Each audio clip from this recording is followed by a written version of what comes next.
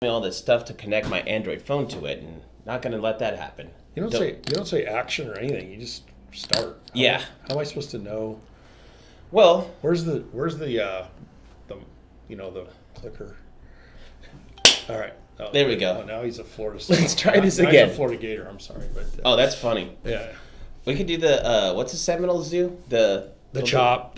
Yeah. Yeah. I got a really good family friend, like a really, really good friends. They might actually be watching this in Florida, and it's like 4-generation Gator, but the kids are all going to Florida State. It's a serious problem. Well, the Bucks chat's funny because it's always half and half. If you're from Florida, it's half and half.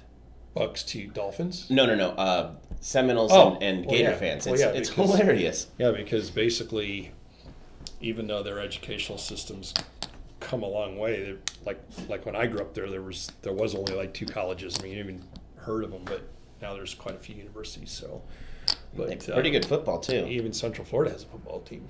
Yeah, and so does South Florida in Tampa, right? Yeah, I think they do. They didn't have one when I grew up there, but I think they do. Oh yeah, they actually play at Raymond James actually. Really? Yeah, they do. God, you know more about my state than you do. Been here 24 years, so losing touch. You know, I did hate the Seahawks though. That's one thing I will say. I'm a diehard Husky. I went to school there, so I'm a Husky forever, gold and purple. But it was Warren Sapp. He beat us up. It's just weird to me that you've told me that before. It's like the Seahawks and the Bucks came into the league the same year, so I always kind of think of them as kind of like that, a kinship. Although the Seahawks had a much better,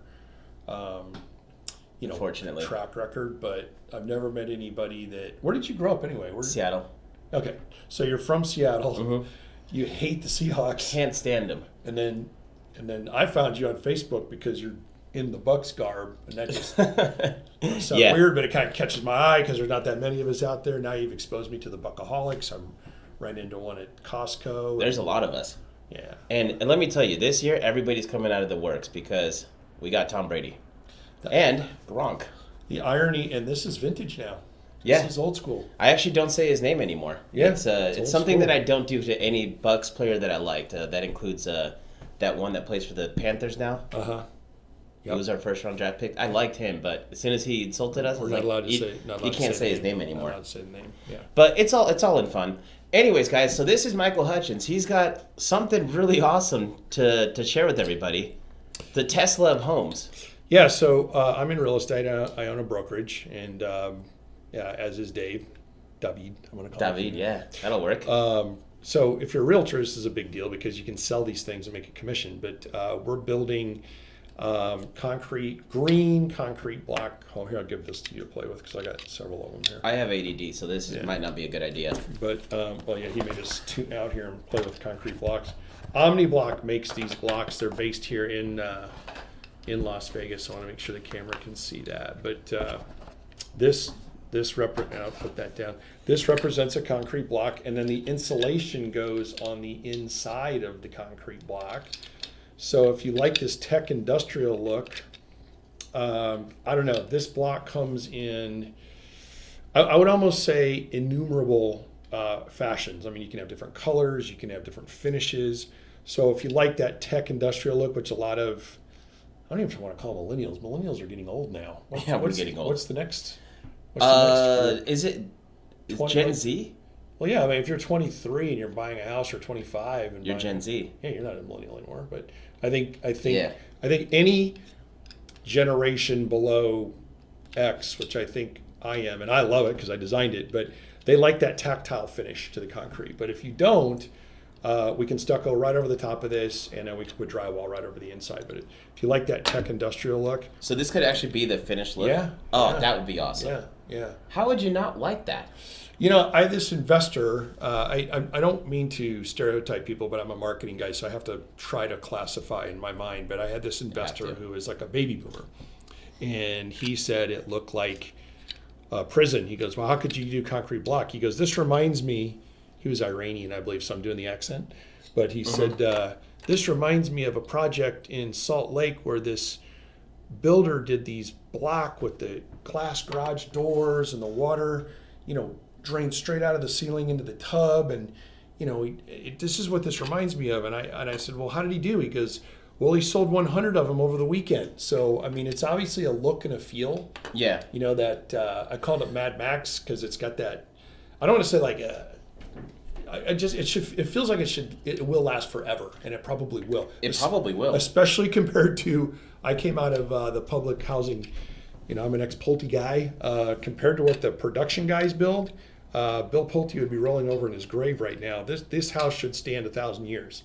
I mean, I won't be around to make up for that warranty, but I mean, this thing, you never paint it. That's true. You could say as long as I'm alive, I'll warranty it. So, what about those homes? I don't remember what it's called, like form filling or something. Where we're doing one right now. Yeah, the it's insulated concrete form where you just do the styrofoam. I did one. Yeah, they're awesome. It caught on fire, and let me tell you, what caught fire? The styrofoam. The roof. Oh, well, everything else was there. I mean, the house was completely destroyed, but the walls were still intact. It was my girlfriend's neighbor's house, and the guy was a contractor, so he wanted to try it, and he built a house with it. There's a dog down here. I'm not playing by myself. There's an animal here.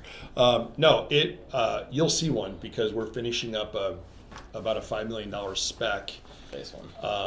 And the basement is all ICF, and it's for sale. So every realtor I know and every realtor I don't know will be invited to this house because we need to get it sold in McDowell Highlands.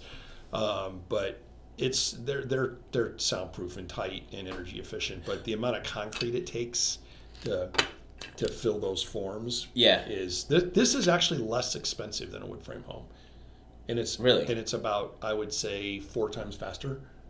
Wow. So the model, which we're going to show you, is 2,900 square feet. The model can actually be you know a lot about construction, not everyone does, but the superstructure, the infrastructure, the house itself, before you fly trusses, which are steel in this case, can be built in about 3 weeks. I was going to ask that because the house that I was telling that caught on fire had wood trusses. Right. And it was crazy. It was a terrible fire. I mean, just ruined everything on the inside except for the walls. Well, I will admit, on the model, I did have to cheat on the trusses just for the sake of time and getting the permit, but the overall intention is to use steel and concrete 100%, other than like finishes. You know, obviously, if you want your bookcase made out of white oak or whatever, that's one thing. But our commercial basically is no trees are harmed in the construction of Mad Maxx because there is no lumber, there is no framer. The interior, that's so awesome. Interior walls, which hopefully we'll get to show you the floor plan, are all steel. You can frame the interior in 2 days. You know, and then another thing is it probably doesn't have to like settle like wood does, where you know you're going to have like those door frame issues after a few years. Well, I guess we can swear on the internet. We're not on TV, but it's built like a brick. You know what? So fireproof if you're in California. You could definitely swear. All my channels are 18 and over. Okay, good. Because I have a hard time not swearing. I'm an ex-Marine. But anyway, fireproof. I call it ballistic proof. I mean, this is solid 3 layers of concrete. I'm hoping that I'm building in neighborhoods where this isn't a problem, but you could literally stand there with an automatic rifle and shoot into this house. The people shooting are probably the ones that are going to get hurt because it's going to ricochet back. How good's your shot? I'm willing to try it out. Yeah, I'm a good shot, but I'm not willing to risk your life for that because this is plastic, by the way.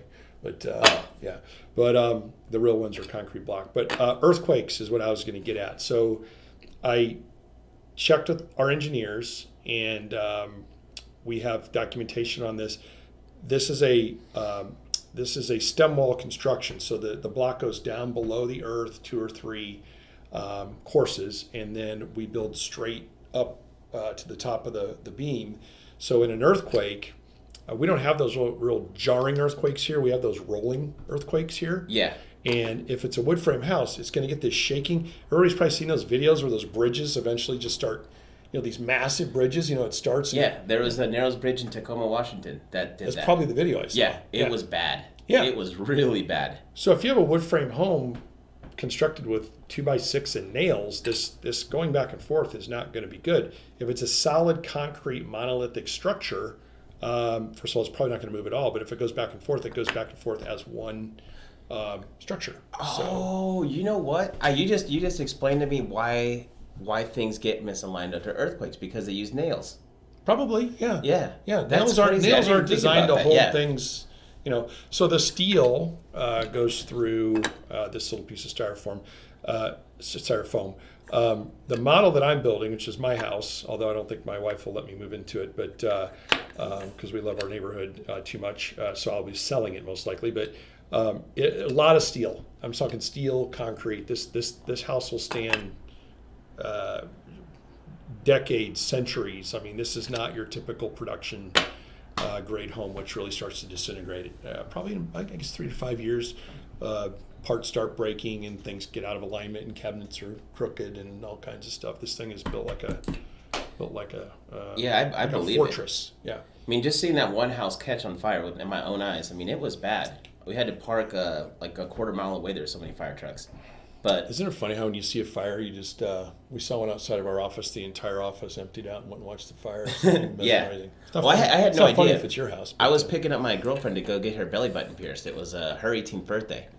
And it's like, all right, I'm gonna go pick you up, and then it's a real permanent gift. Well, it wasn't for me. It was for my mom, but I was just giving her the ride. Right. Okay.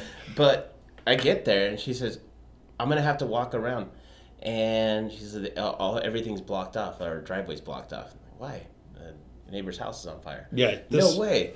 There's nothing to burn in this. And I was like, the house that's made out of concrete? There's nothing to burn. Even the interior walls. I mean, this is more of a California pitch because, well, not really. I mean, we have our fair share of fires. In fact, I never saw a car catch on fire until I moved to Las Vegas. How many cars have you seen burning at the side of a freeway in Vegas? I've seen like a lot. 50. Well, my second day here was at UNLV. I lived on campus, and it was, in the 110 plus range. And somebody had left a receipt on, like, one of those carbon receipts, and those engulf in flames. Really? Yeah, the firefighter told me to tell everybody. Are you serious? Yeah, he said, look, if you leave that on your windshield, that will burst into flames. And if you do it, just like leave it somewhere where it's going to be a little bit safer, but put it in a glass bottle, and that whole receipt will turn black. So hand sanitizer's doing the same thing? I heard, yeah. I mean, it's explosive, right? Once it gets so much pressure, and then it's, I don't know. Well, this house, it's a prototype. It's the Tesla, we call it Tesla of homes, but only because I don't know of another way to describe it. But it literally can be completely off-grid. The fact that we put roofs on houses and then nail solar, and they're called solar modules generally, not panels, but the vernacular they use is panels or modulars or panels. Modules are the right way to go. But to nail those onto a brand new roof just doesn't make sense. So our roof is a solar panel. So now that makes sense. So actually one house could power an entire neighborhood. So can you imagine you do one of those little keyhole subdivisions with 10 houses and every one of those houses has a solar module? I mean, you as a neighborhood probably will never buy power the rest of your lives. I mean, it just, we're using Sonnen home batteries, which are the best in the world, made in Bavaria in Germany. And if the municipality would let us, you would completely be grid free. So can charge cars, bikes, houses, whatever. So.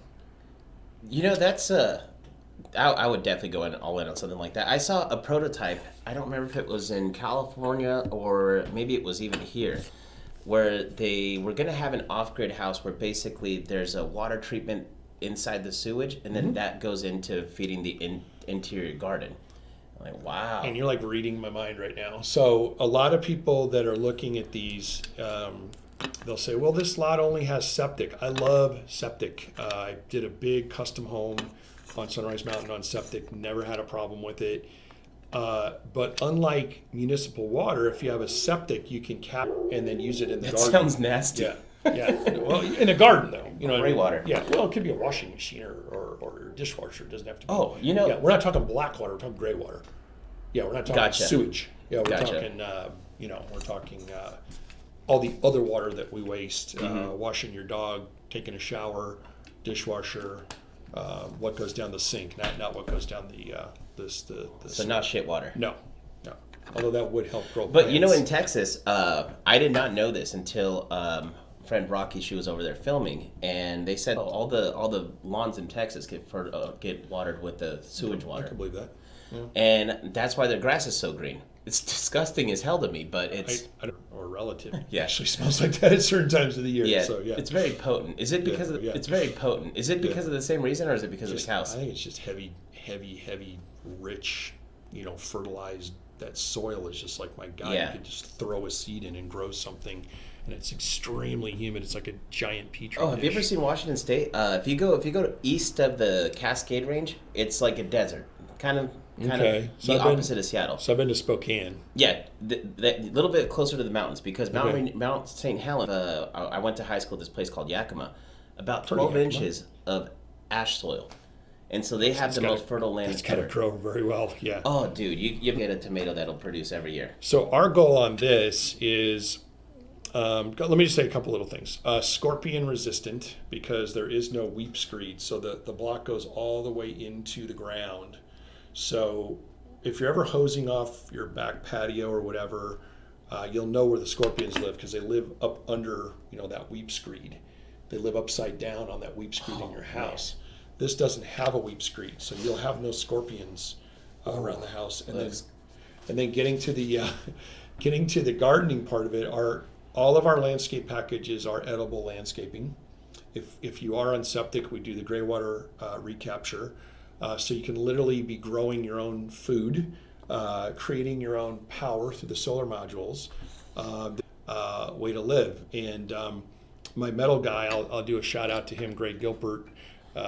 He calls his company the Metal Man. He's the Metal Man. And I hate to say this, but it's it's the world we kind of live in. But we're doing giant iron shutters that are remote control. So at night, if you have small children like I do, you press a button, and you're in this concrete house, and that's probably shaped about like this. This shutter rolls over the window and clanks shut, and you're living in a completely impenetrable environment. Yeah. Sign me up. And very nice looking. We'll show you some pictures. This isn't. Castles are nice looking. I was gonna say, it doesn't look like a castle or a fortress, but some of those are actually very nice looking. Can those shutters, be customized to say something like "Go buck yourself"? Absolutely. Yeah. No, I'm putting the Meridius logo in the model. So, okay. Which also serves as a that'll work. Yeah. I was gonna say the "Go buck yourself" would be a good taste. I learned more about the bucks from you than any person I've ever. Guess I should don my hat at this point, but. Anyway, let's talk about football for a minute. Oh yeah, well let's put the video on. Oh, all right, I'm ready to go to football. We'll go to the video. Let's check it out in real time. So the name of the company is Meridian? Meridius, yeah. Meridius. Yeah. Well, Custom Home Life is our DBA, but the parent company is Meridius, yeah. Gotcha. Yeah. So how thick is the block? It's a standard 6? Yeah, well, no, I think, actually, nobody's asked me that. It's a standard 8x16 block. I think they're 12 inches thick, though, if I'm not mistaken. It's a standard CMU block like you'd see in Florida or wherever else. So, is she sticking, or? No, I think it's just the leg on the difference between that one and this one. Well, it still allows them to kind of concentrate a little bit on it. But that gray would actually be block in this case. You can stucco that, and we'll have stucco accents. That flat area is a landing pad for a manned drone. We're talking to Ehang about getting the first manned drone, so you could actually come home from work in your Tesla and drone to the gym if you wanted to. That's the ISMR, which is the integrated solar module roof. So the whole roof is a solar panel.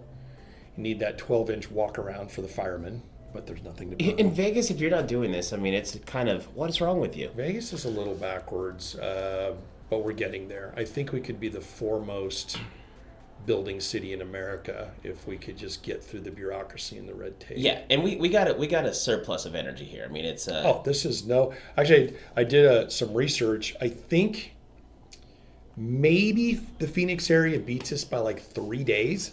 And other than that, we have more sunlight than any other city around. There's every house should be built like this. Seriously, that's the Mad Max. I do know. The neighbor said when he built his house, and remember, it still had a wooden roof. Uh-huh. He said that the money that it cost him extra, he made back in a couple of years in energy savings. He said, "You know how much my heating bill was?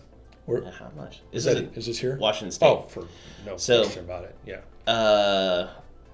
Was it gas? Yeah, it was gas. Yeah. So gas heating, and he said the whole winter he spent $48.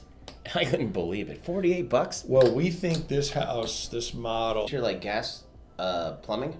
Yeah, well, we'll run gas. Yeah, there's no reason not to. Otherwise, you got to cook with electricity, which you could actually use with your stored energy, but they won't let you store it anyway.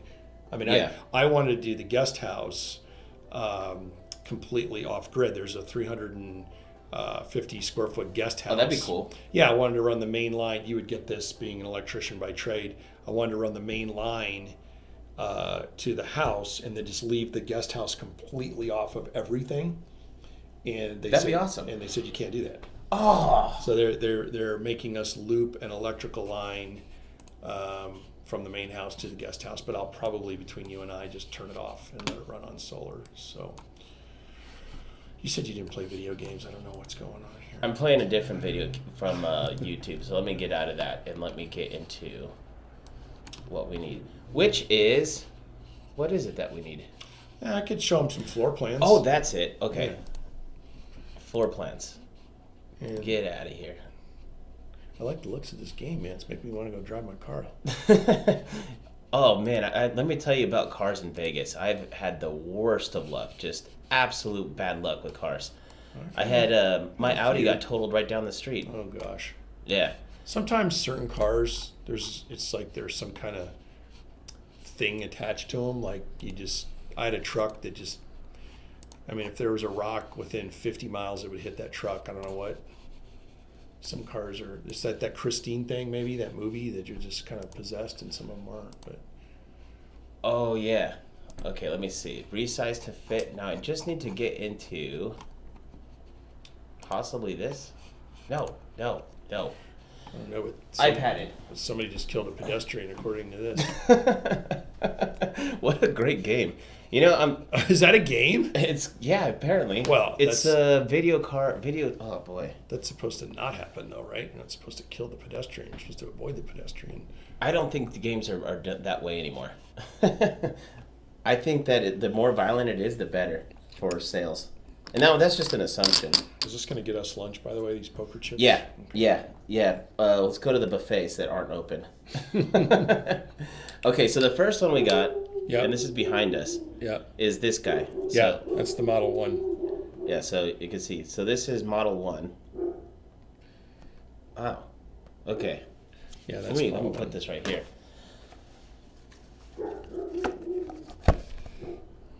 This is a Tom Brady, very like Tom Brady house. How's that? Because the car selection? You know where he's staying at? No. Derek Jeter's house in Tampa. He's renting. I didn't know that. Yeah. Interesting. And apparently Derek Jeter wasn't private enough for him because that backyard, which is up on the water somewhere, I don't remember the neighborhood. Probably, I'm losing my. I can almost tell you the neighborhood. It's downtown, and then there's an island or a bridge, and it's an island of homes, and I can't even remember. It's how old I'm getting. When I lived in Tampa last, who was that quarterback we had? Greasy? No. The big. Went on to win the Super Bowl with the Steve Young? No. Trent Dilfer? Yeah, Trent Dilfer. Yeah, he had a gorgeous house in that neighborhood, and Derek Jeter. It is the same neighborhood. Yeah, and Derek Jeter probably has a house there because the Yankees. Yeah. Still spring train there.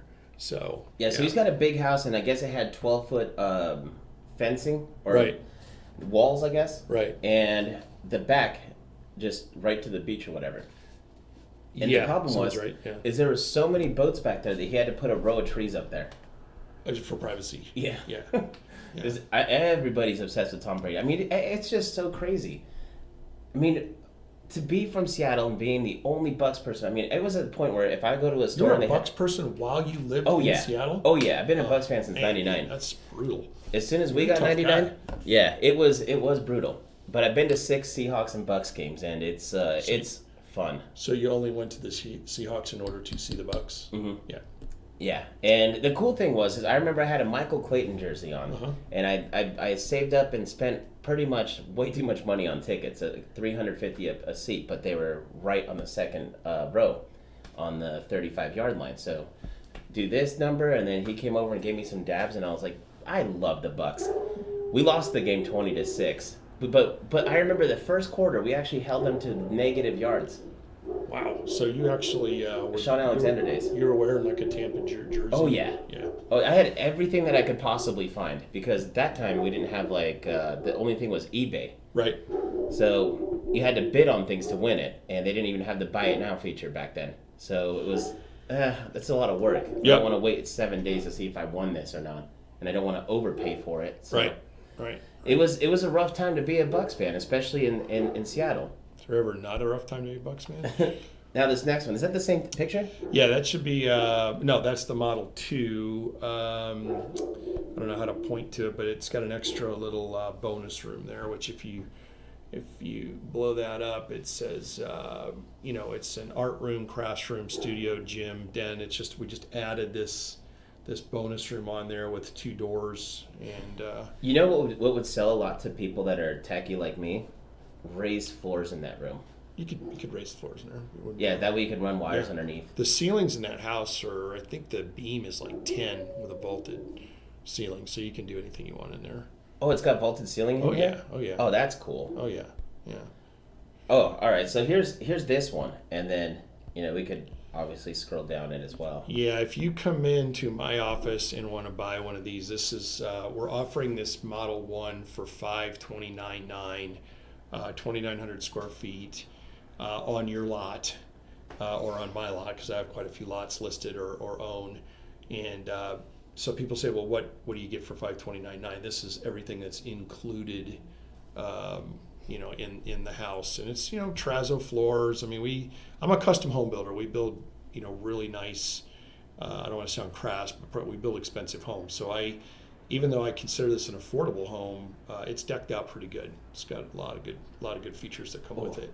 I got to show you this picture, and I'll show it to you guys. So this is our friend Zach. He's one of the Buckaholics, and he just got called into work, and he shaved his entire beard and just left his Corona stash. Yeah, because he was probably like grown out like a prepper, right? He's from Wisconsin. So he's got a similar story to mine where everybody was preaching the Seahawks onto me, but they had really, really ugly jerseys, like terribly ugly. Do you remember them? I just always liked their uniforms. Oh, really? Yeah, they were bad. So weird that we have this dichotomy. They were gray, and they just had like that annoying green.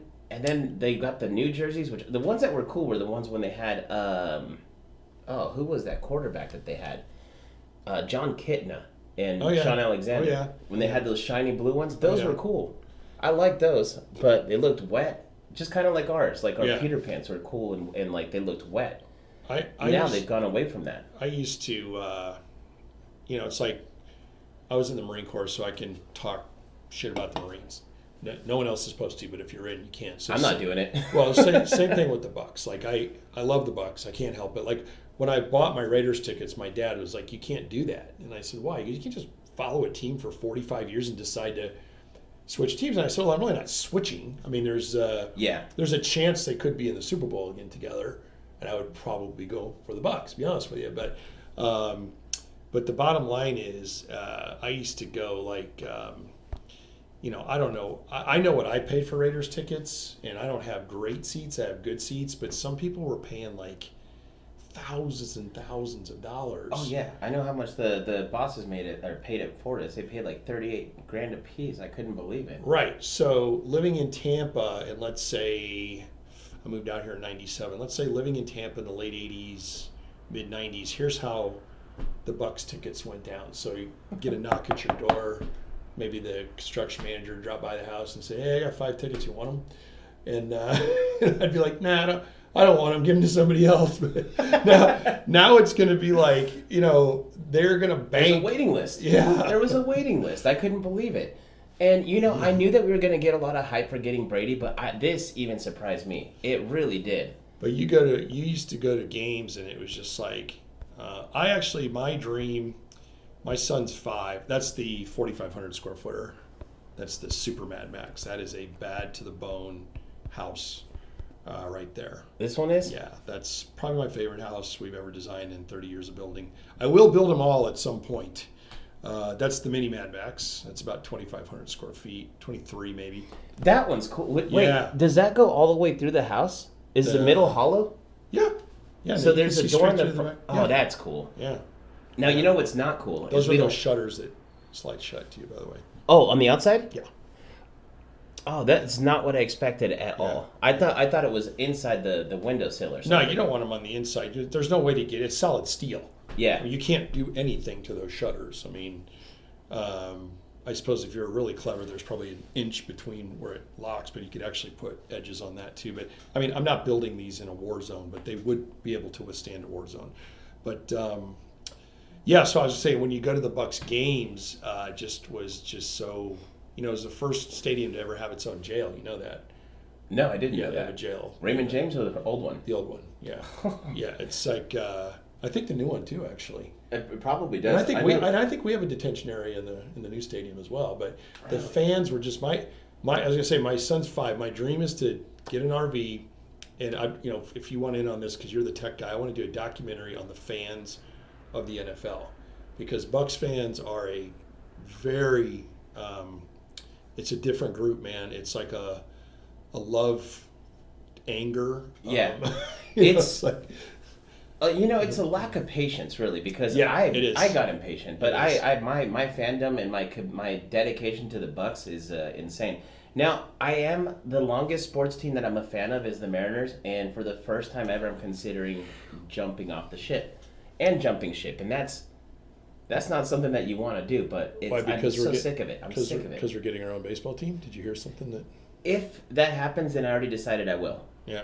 But it's just I'm fed up as a fan. It's been so bad, and when we have the best, we had the best record of all time, and just to lose in the wild card series, come on. I actually see the Mariners play. I saw them play. Griffey? No. Recently, I saw him play. We went down to San Diego to watch a game. Saw him play the Padres. But I think you have to support your home team no matter what. Oh yeah.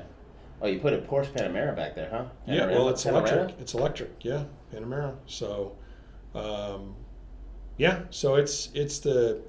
I don't like calling it the Tesla of homes. It's just a way of explaining it to people.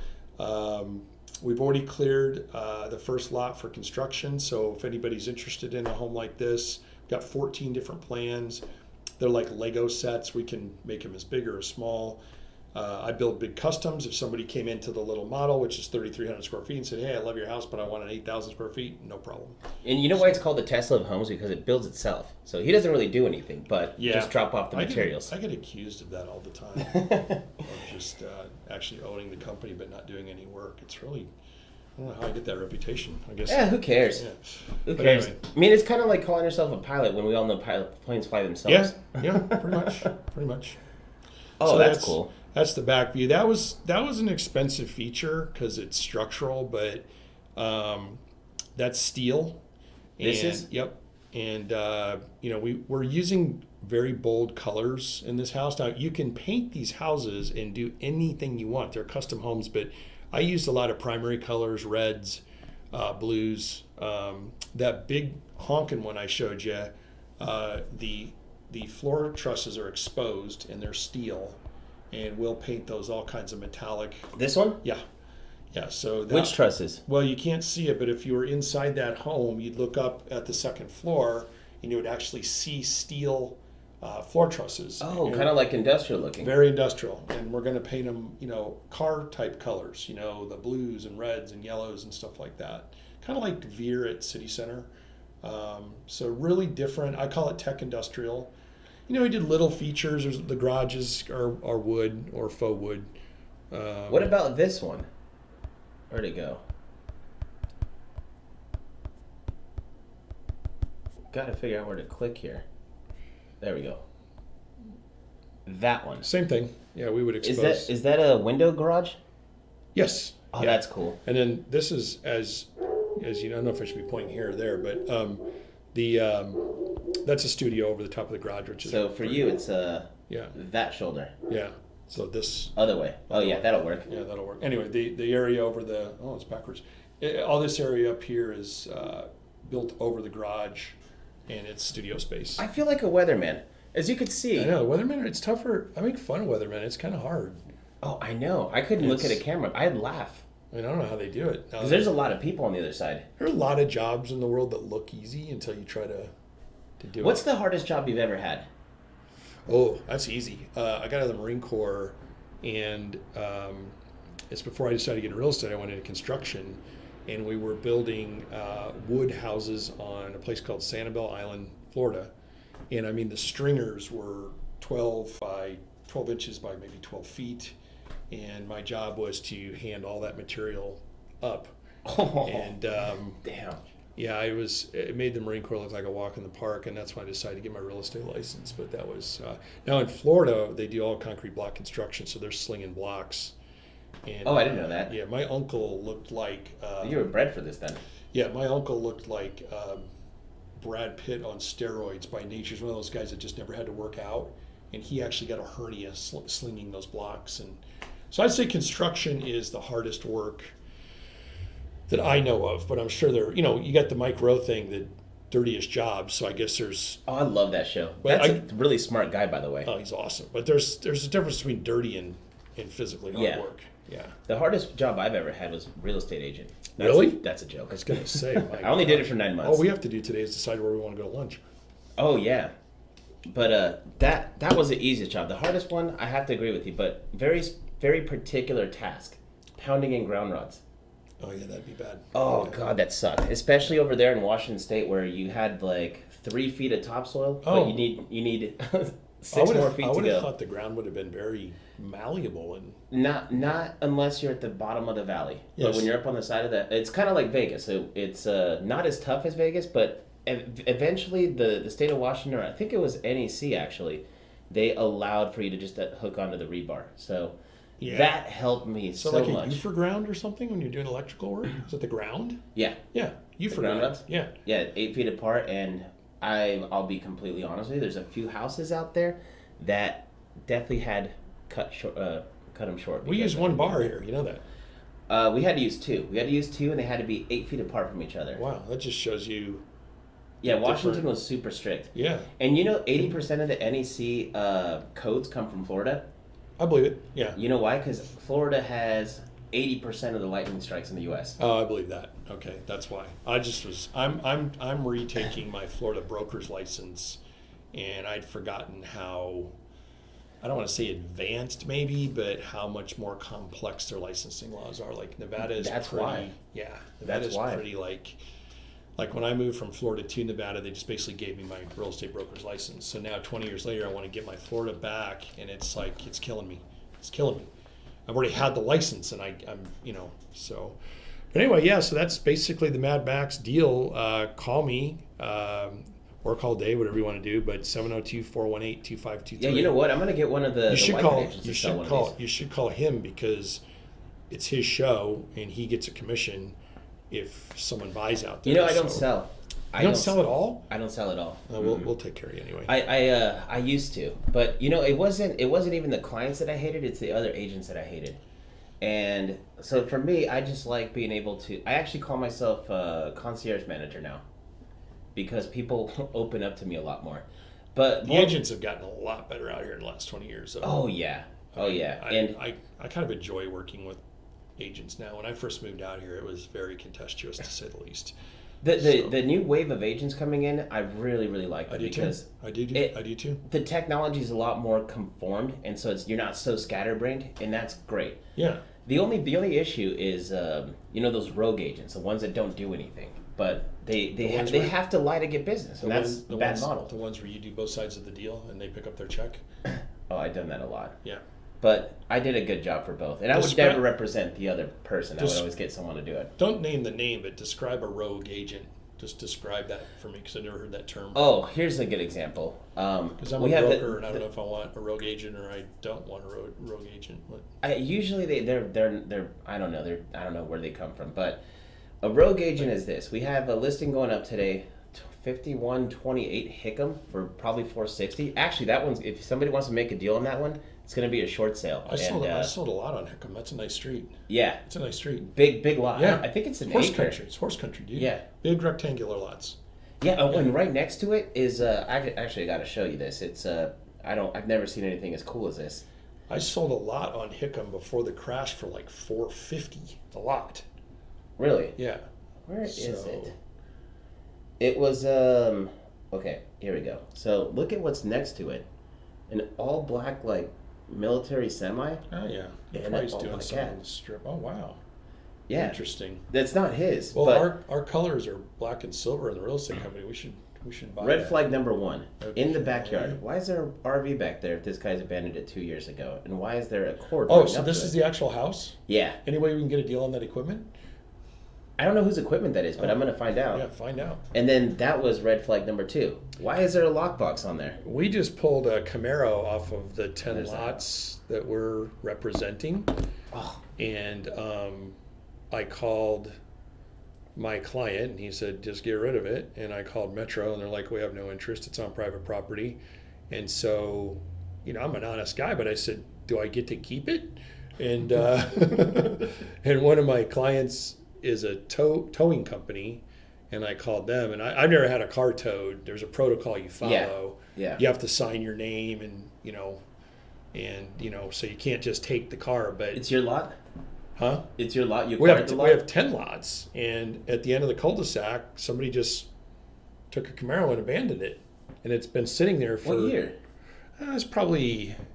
It had the inline 6. It wasn't a great Camaro, but I'd say 90. Oh, gotcha. 5-ish. Yeah. I worked on the Camaro before I moved out here. The new 70 and a half. The newer. Oh, that's a Camaro. That's a different. That's a different animal than this. No, Yeah, this was fun. It was like a girl's Camaro. Yeah. Silver with the little single exhaust. Did it have the T? It top? did. It did. Yeah, I remember those. Yeah, it did.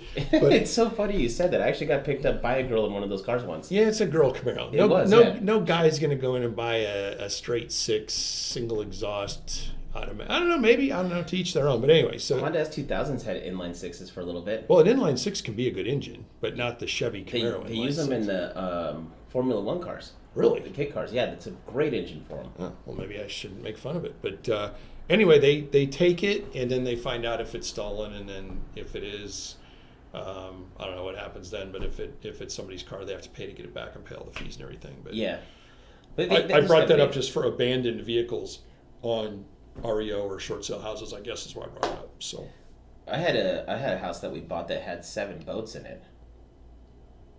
That the guy's like, you guys can keep the boats. Yeah, we've had estate style repossessions where there's like literally millions of dollars worth of cars and stuff and the whole deal, and the attorneys generally handle that. As a realtor, that's not our deal, but yeah.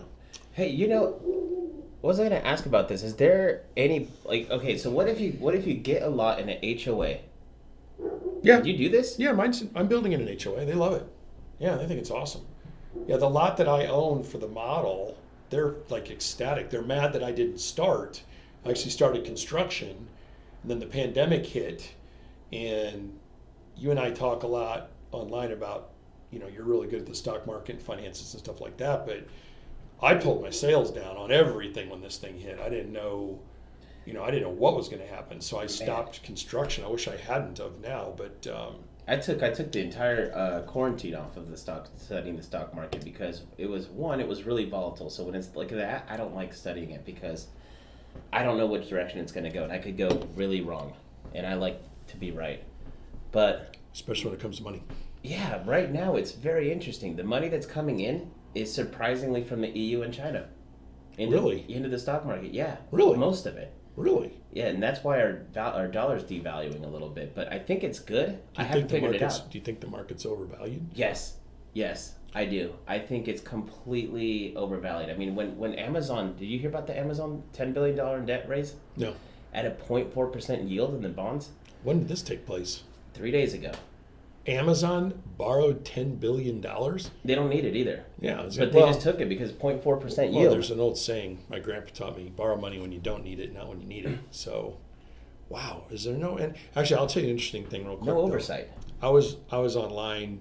Sometimes I get lured in on the clickbait thing because it's just been a long day and I just need to divert for a minute or so. Yeah. And they took the old tycoons, the Rockefellers and the Carnegies, and they put the wealth that they possessed into today's terms, and those guys today would be trillionaires.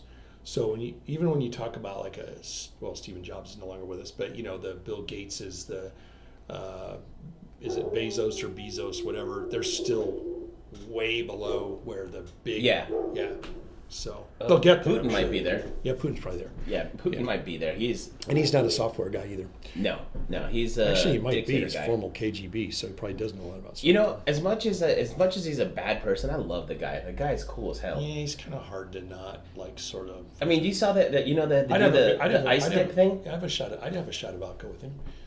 Oh, I mean, I don't know if I would jump in the ice water with him. I would not ride on his horse with his shirt off. I would not do that. But no, he's a guy's guy. I know what you mean. But I mean, to jump in that frozen water thing with all the people of Russia, I'm like, that's solidarity. Yeah. I mean, we actually need a leader that would do something like that. Jump in the cold water. Come on, Trump, let's do it. Yeah, I wouldn't do it. Yeah, I did it. They do it in Washington, but it's not as cold. It's not frozen lake, but they still do like a little thing, and it's super good for your body. Yeah, we went through the panhandle of Idaho and went up into Canada. I think it was Ainsworth, where they have the hot springs, but then they also have a cold plunge. Oh. And I gotta admit, I kind of thought it was invigorating. Yeah. I don't know what it does to your body other than potentially give you a heart attack. I mean, could you go into cardiac arrest, you think, on that? I got to ask one of my doctor clients. I don't know, but I don't think so. It feels like you could, but as soon as it's over, you're like, oh, God, I think it's just because it's a plunge. Yeah. What it does is it basically resets your immunity, from what I understand. Really? Your immune system, yeah, it completely resets it. So does not eating for 48 hours and only drinking water. That's not going to happen for me. No. I have a hard time going 48 minutes without eating, to be honest with you. But, I went a solid day, I think, on only water, and I didn't make it very well. It sucked. It was something that I had to do for an ultrasound or something. Oh, yeah. I can see that. Yeah. No, when there's a surgery, like if I have to have dental work or something done, the actual fear of the surgery is nothing compared to knowing that I can't eat or drink something for 24 hours. It's like, I know we're pretty soft in this country, but it's like, when someone says you cannot, it's tough. Supposed to be really healthy, but I can't even think without eating. Like, I'm brain dead. Yeah. No, I need food. Even if it's a snack, I just need something. Yeah, I normally, they say the small meal thing, but you're talking about keto, so I want to try that. Yeah, keto. It's basically you put your body in ketosis. So if you do it correctly, and you get used to the diet real fast. And for me, I love eating ground beef. I got to read up on that. Ground beef is my favorite. So I just get some taco sauce, and I just eat taco salad every day, because that means the more cheese and the more meat you eat, the better. I got all that in the fridge at home. Oh, and then hemp seed, avocados. Oh, I just threw away my hemp water. So yeah, so all that stuff that has fat. Oh, and then if you drink coffee, add some butter in there. I gotta have my coffee. Or don't they say coconut oil or something? Yeah, coconut oil is better, but butter tastes better. Yeah. And you can add as much butter to all your food. It's like, sounds wow. like my daughter, mother, and grandmother. Oh, but there is some cons while you switch, because right now your body's using carbohydrates as energy, but you're switching it to is it's going to use fat as energy, and so it does. It's fat. Yeah, so your body is fueled from fat, which means you need a lot less sleep, and your energy just goes through the roof. I'm gonna try it day. I'm gonna try it starting Monday. Yeah, do it. I mean, the one thing I would say is get a lot of cheese. Buttered coffee sounds great right now. Yeah. I don't know if I could do a coffee after a part of this. No, I know. I've already had coffee and this, so. I got addicted to these during quarantine. I had to stop, and when I stopped, I took a solid week and a half off, and I had a headache for 4 days. Yeah. Oh, yeah. You would have withdrawal from that for sure. Yeah, I was doing 3 of these a day. Yeah. And within a few hours of each other. But I cranked up a lot of work. Well, if you're only sleeping 4 hours a day, 3 of those. No, at that time I wasn't. At the time it was there was no food in the stores still. So I had I was surviving on frozen pizzas and driving to Taco Bell. Speaking of food, I'm getting hungry. Yeah. Well, everything's open downtown. Oh, right down the street. Let's do it. Well, let's do it. Let's end this one. Let's try to get a Mad Max built downtown if we can.